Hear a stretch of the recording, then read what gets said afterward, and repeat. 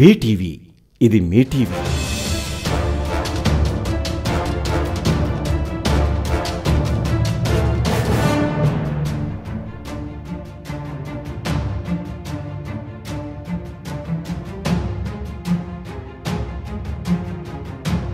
BTV ప్రేక్షకులకు నమస్కారం. నేను మీ జర్నలిస్టు రాంబాబు నాయుడు. రాజకీయ చదరంగంలో ముద్రగడది మాస్టర్ డిగ్రీ. ఆపోజిట్ ప్లేయర్ మైండ్లో ఏముందో గెస్ చేసి ఆడే ఆట చదరంగం.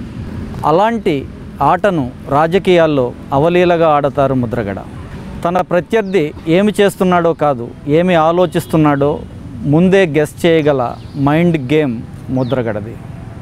కాకపోతే క్లీన్ పాలిటిక్స్ సిద్ధాంతం వల్ల ఆయన పవర్ పాలిటిక్స్లో రాణించలేకపోయారు. కానీ అదే ఆయన గనక పవర్ పాలిటిక్స్ ప్లే చేస్తుంటే ఇప్పుడు ఆయన స్థానం ఎక్కడో ఉండేది.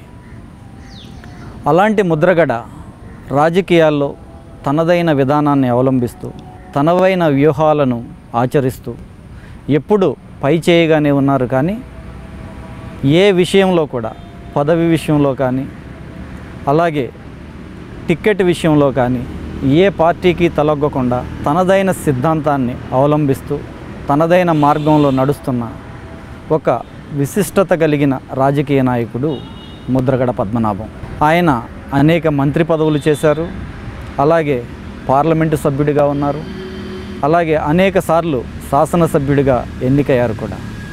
అయినా కూడా ఏమాత్రం తన విలువలను మార్చుకోకుండా రాజకీయంగా తన విలువలకు కట్టుబడి ప్రజల కోసం, అంటే ప్రజల కోసమే రాజకీయ నాయకుడు కానీ పదవుల కోసం కాదు అనే సిద్ధాంతాన్ని అక్షరాలా అవలంబిస్తూ తన రాజకీయ జీవితాన్ని కొనసాగిస్తున్న రాజకీయ నాయకుడు ముద్రగడ పద్మనాభం.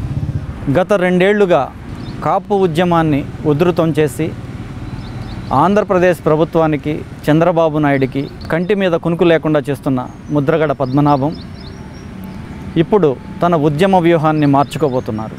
గత 2 ఏళ్లుగా ప్రభుత్వాన్ని అనేక సందర్భాల్లో లేఖల ద్వారానే, ప్రెస్ మీట్ల ద్వారానే, నిరాహార దీక్షల ద్వారా, నిరసన కార్యక్రమాల ద్వారా, కాపు ఐక్య గర్జన ద్వారా కాపు సామాజిక వర్గానికి కావలసిన కాపు రిజర్వేషన్ల ప్రక్రియను సత్వరమే పూర్తి చేసి కాపులకు రిజర్వేషన్ ఇవ్వాలని కోరుతూ ముద్రగడ అనేక ఉధృతమైన కార్యక్రమాలు చేశారు.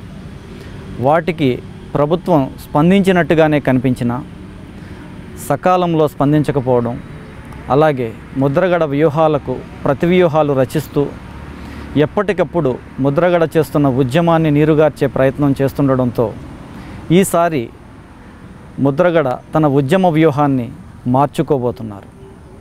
తనదైన శైలిలో అందరినీ ఆశ్చర్యపరిచేలా అప్పటికప్పుడు నిర్ణయాలు తీసుకునే ముద్రగడ పద్మనాభం ఈసారి అందరి సమాలోచనతో కాపు ఉద్యమాన్ని ముందుకు తీసుకెళ్లాలని కాపు పెద్దలందరినీ సంప్రదించడం, వారి సలహాలు సూచనలు తీసుకోవడం, అలాగే కాపు ఉద్యమం ద్వారా సాధించబోయే రిజర్వేషన్లను అన్ని వర్గాల ప్రజలకు, అంటే కాపు సామాజిక వర్గంలో ఉండే అన్ని వర్గాల ప్రజలకు అందేలా చూడడం, ఈ విషయంలో గత 6 నెలలుగా కసరత్తు చేసి ఇప్పుడు ఒక స్థిరమైన నిర్ణయానికి వచ్చి కాపు ఉద్యమాన్ని తీవ్రస్థాయికి తీసుకువెళ్ళి కాపులకు రిజర్వేషన్లు సాధించి పెట్టాలన్నది ముద్రగడ లక్ష్యంగా కనిపిస్తుంది. దీనికోసం ఆయన ఇప్పటి వరకు చేసిన ప్రయత్నాలకు భిన్నంగా ఇప్పుడు ఒక వినూత్న పద్ధతిలో ఒక ప్రయత్నం చేయబోతున్నట్లుగా తెలుస్తుంది.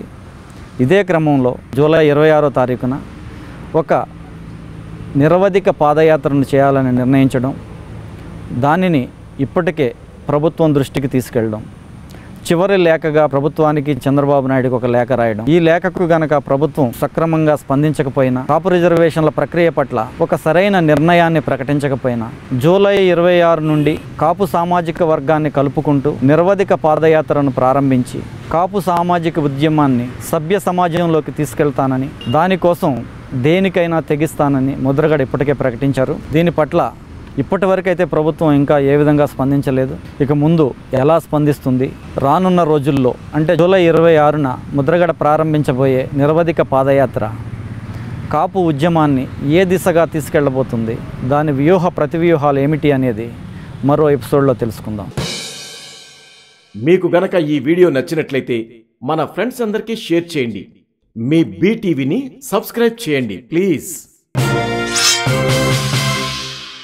బీటీవీ, ఇది మీ టీవీ.